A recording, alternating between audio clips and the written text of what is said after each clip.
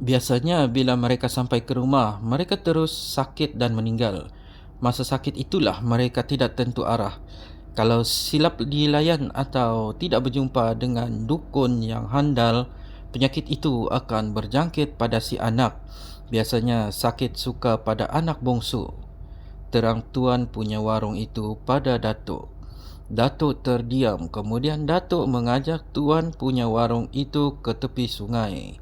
Datuk minta tuan punya warung itu memandikannya dengan air yang bercampur dengan daun 7 jenis untuk mengelakkan babi rusa itu mengikut Datuk balik ke rumah. Walau bagaimanapun, Datuk terhindar dari serangan sebarang penyakit. Malah kegemarannya untuk memburu bertambah giat dan hebat. Asal terdengar saja padanya ada kawasan terdapat landak, kancil atau kijang, Datuk tidak akan melepaskan peluang untuk memburu.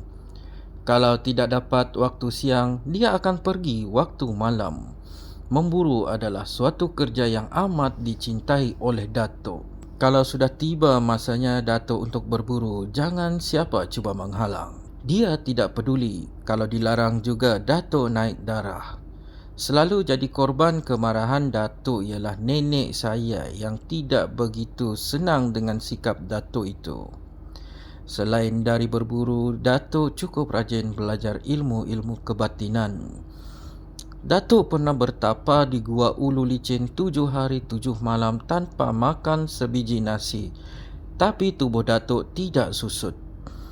Kalau ada dukun ilmu batin mengubat orang cara kebatinan, Datuk tidak segan-segan berkawan dan mencuri ilmu dari dukun itu. Anehnya, Datuk tidak berhajat untuk menjadi seorang dukun. Semua yang dicari hanya sekadar untuk pelindung diri, kata Datuk. Pada suatu pagi Ahad, Datuk telah menerima kunjungan seorang temannya dari Port Vale dekat Taiping, iaitu Li Kong Hua, seorang pengusaha kilang kopi. Setelah berbincang agak lama dengan kawannya itu, Datuk pun mengambil keputusan untuk pergi memburu babi yang selalu merosakkan tanamannya di Paya Besar. Kawannya itu bersetuju. Mereka terus pergi ke balai polis Bruas, memberitahu tentang hajat mereka untuk memburu babi. Hasrat Datuk dan kawannya itu tidak dihalang oleh pihak polis, kerana kawasan Paya Besar masih lagi belum terlibat dengan kawasan hitam. Dengan kereta Fort Anglia, mereka masuk ke dalam kawasan Paya Besar ikut jalan 6 kaki. Sampai kawasan kebun getah lebih kurang pukul 10 pagi. Kemudian Datuk dan kawannya itu menyusul jejak tapak kaki babi menghala ke utara. Lebih kurang 2 jam berjalan, babi yang dicari masih tidak ditemui. Mereka masih tidak putus asa. Li Kong Hua sudah merancangkan bila dapat babi hutan nanti, dia akan membawa babi itu pulang dengan lori kepunyaan seorang kawannya yang sudah bersetuju datang ke kebun getah Datuk lebih kurang pukul 3 petang. Dia mengira paling kurang 5 ekor babi diperolehinya, kerana dia tahu Datuk memang cekap menembak. Jalan punya jalan, akhirnya Datuk dengan kawannya tersua dengan seekor babi hutan yang besar. Datuk melepaskan tembakan, tapi babi segera melompat masuk ke dalam belukar kecil yang penuh dengan pokok serunai laut senduduk. Datuk dan kawannya mengelilingi belukar itu. Tiba-tiba babi itu keluar dari belukar dan berlari ke arah Ulu Dendang. Mereka terus memburunya. Masa memburu, Datuk dan kawannya terserempak dengan satu kumpulan babi, dan babi yang mereka kejar itu berada tidak jauh dari kumpulan tersebut. Dia sudah luka, Datuk memberitahu kawannya. Hati-hati, babi hutan luka selalunya ganas. Aku tahu, tunggu di sini. Dia mesti ditembak.